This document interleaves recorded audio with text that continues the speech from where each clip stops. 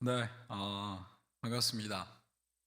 오늘은 2022년 23년 1월 1일 첫 주일 예배입니다. 오늘 우리가 나눌 말씀은 어제의 제목과 내용은 같습니다. 우리가 말하는 교회와 하나님께서 원하시는 교회라는 제목으로 어제와 같은 본문으로 우리는 메시지를 같이 나누려고 합니다. 요한복음 17장 22절 있는 곳에서 한번 같이 읽어볼까요? 시작.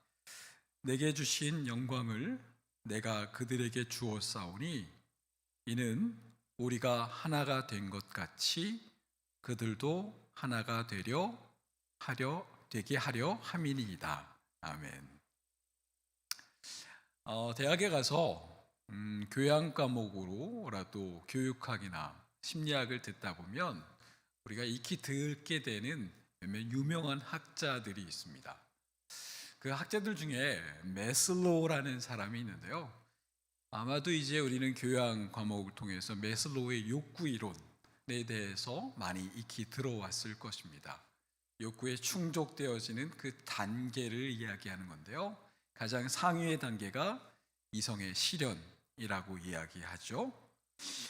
근데 이 메슬로우가 이야기한 것 중에 오늘 우리가 관심을 갖고자 하는 한 가지의 이야기는 바로 이것입니다. 두 가지 사랑에 대해서 메슬로우가 이렇게 이야기했는데요. Dear love 그리고 Feel love 이 두 가지의 종류가 우리 사람들에게 있다라고 말입니다. 우리말로 옮기자면 Dear love는 deficiency love, 그래서 즉 결핍이 있는 사랑, 그리고 feel love는 존재의 사랑, 이런 식으로 좀 이야기를 할 수 있을 것입니다. 좀 더 설명해 볼까요? Dear love, 결핍, 사랑이라는 것은요, 자신의 결핍을 채우기 위해 상대방을 움켜쥐고 소유하려는 사랑으로서 이 사람이 아니면 난 평생 결혼 못하겠지? 이 사람만이 내 마음을 채울 수 있어라고 믿으며 자신의 결핍을 채우기 위해 상대방을 필사적으로 요구하고 매달린다라고 하는 겁니다. 칸트가 이야기했듯이 상대를 수단으로 대하는 행위를 메슬로우가 dear love라는 단어로 표현한 것이죠. 그러나 이에 비해서 be love, 그러니까 존재의 사랑은 필요에 의해서, 결핍에 의해서 그것을 채우고자 신데렐라나 숨겨진 욕구를 채우기 위한 관계가 아니라 관계가 성장하면서 서로에 대해서 성숙한 친밀함을 서서히 같이 세워가며 서로가 서로를 채워주기 위해 애써가는 그러한 관계의 사랑을 말한다고 합니다. 혹시 여러분은 어떠한 사랑을 하고 싶으신가요? 경우에 따라서는 신데렐라 같은 사랑을 원할 수 있겠죠. 그의 갖고 있지 못한 신분의 낮음, 그리고 그의 형편의 어려움들을 단 한 방에 해결할 수 있는 왕자를 만나는 것, 공주를 만나거나, 여러분은 그런 것들을 꿈꾸십니까? 네, 아니면 지금 여러분은 혹시 지금 이루고 있는 사랑을 어떠한 사랑의 단계를 통하여 지금 이루어지는지 궁금하기도 합니다. 오늘 우리는 교회와 앞서 이야기한 두 개의 사랑에 관련하여서 이야기를 좀 더 나눠보려고 합니다. 요즘은 교회라고 하면 예배드리는 공간, 장소를 의미하지만 오래전 성경이 언급하고 있는 교회의 모습은 그와는 좀 달랐습니다. 믿는 이들의 공동체, 연합 등을 의미하는 관계라고 이야기하는 거죠. 즉 관계의 공동체가 교회였습니다. 그리고 성경은 그 관계의 기본을 오늘의 본문으로 말하고 있습니다. 우리가 하나가 된 것 같이 그들도 하나가 되려 하려 함이니이다 라고 말입니다. 성부 하나님, 성자 예수님, 성령님께서 서로가 서로를 존중하고 의지하고 하나의 뜻을 품어 가시는 것처럼 개별의 역할과 책임이 있지만 공동의 뜻에 의해 자신을 겸손하게 내려놓을 수 있는 겸손과 섬김의 관계, 바로 이것이 교회를 설명하는 모든 것이었습니다. 그렇게 우리는 이러한 단어는 옳지 않다라고 생각합니다.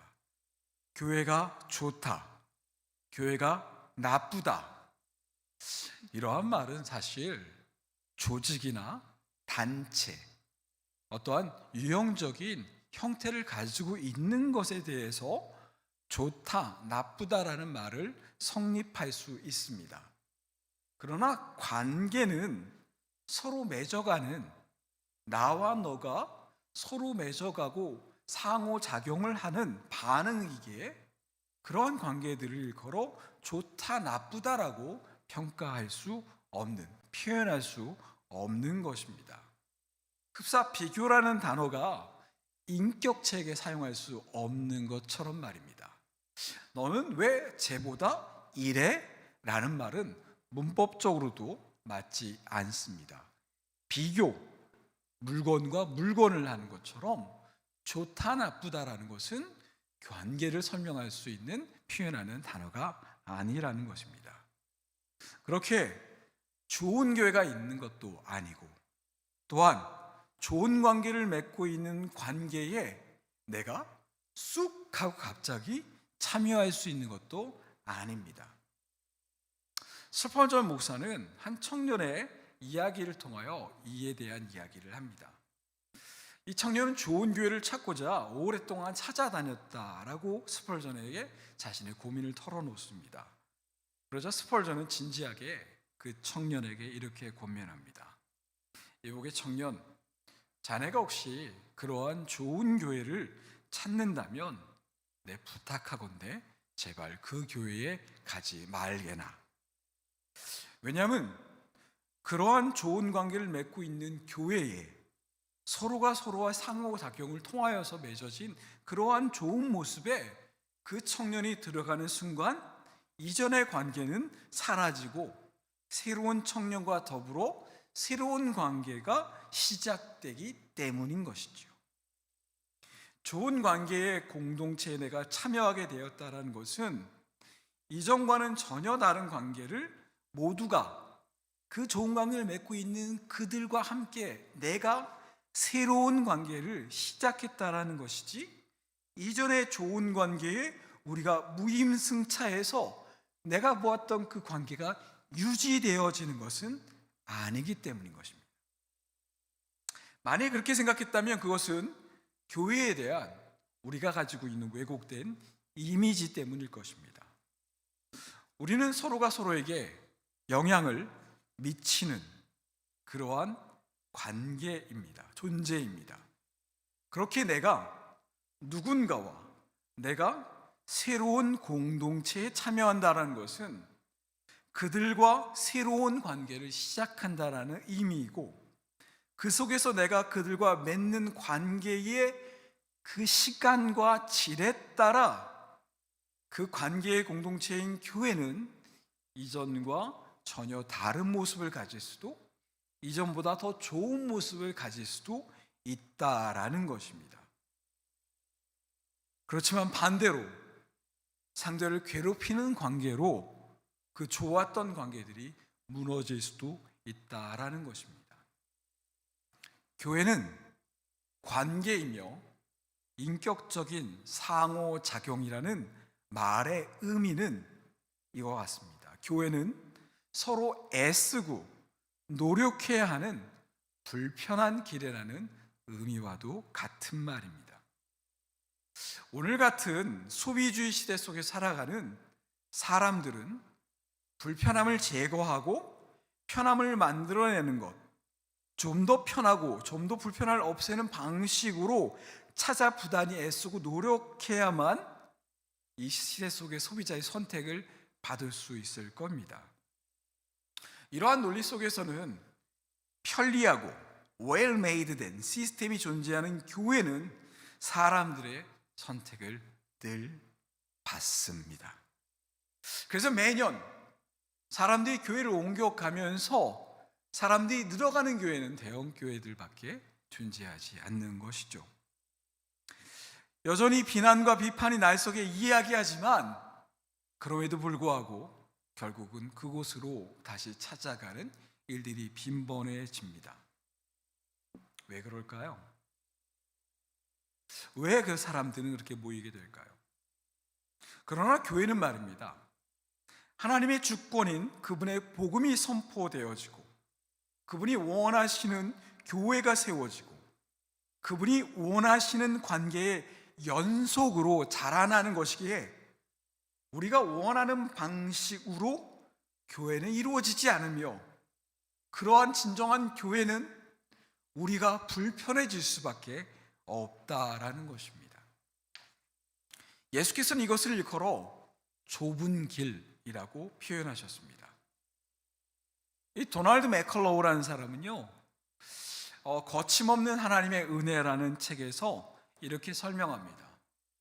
많은 사람들이 진정으로 하나님께 은혜를 구한다라고 이야기하지만 실제 하나님의 진정한 은혜가 그에게 임하고 그 교회에게 임하고 그 공동체에게 임하면 그들은 그 은혜가 그들이 원하는 방식으로 그들을 편하게 하지 않고 그들을 불편하게 하기 때문에 그들은 그 은혜를 너무나도 힘들어 한다라는 것입니다.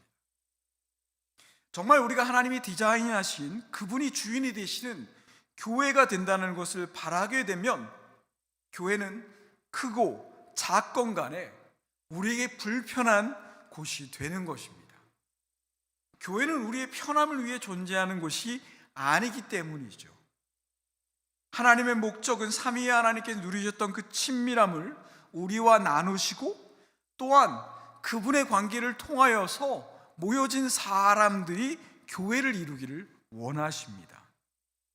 그렇게 교회는 좋은 교회가 아니라 좋은 관계를 만들어내기 위해 애쓰는 그 불편함의 노력이 어느 한순간도 멈춰질 수 없다라는 것입니다.